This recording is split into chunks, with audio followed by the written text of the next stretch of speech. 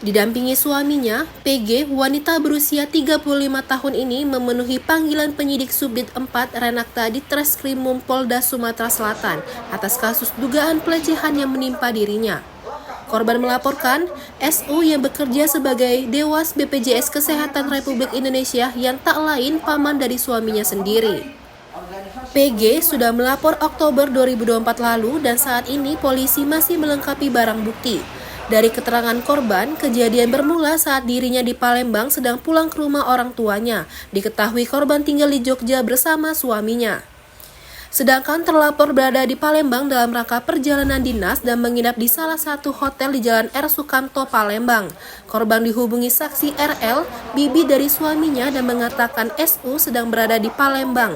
Korban diminta datang ke hotel karena saksi RL juga berada di hotel. Korban sama sekali tidak merasa curiga dikarenakan terlapor adalah keluarga suaminya. Apalagi terlapor SU menjadi perwakilan keluarga suaminya saat menikah. Saat di hotel, korban diminta masuk ke kamar. Di dalam kamar, korban bertemu dengan saksi RL dan juga terlapor. Tidak lama berbincang, saksi RL keluar dari kamar. Korban bermaksud menyusul keluar, namun tangannya dipegang terlapor. Suami korban menjelaskan saat kejadian istrinya berontak sambil mendorong terlapor. Lapor memperlihatkan video porno kepada korban.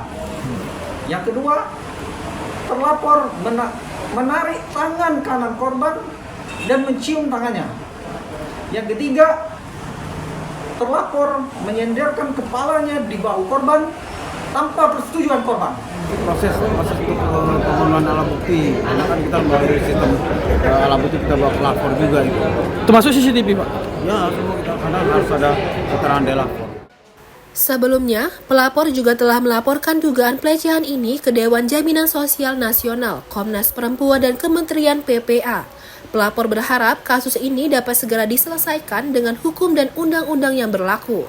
Dari Palembang, Firdaus iNews melaporkan.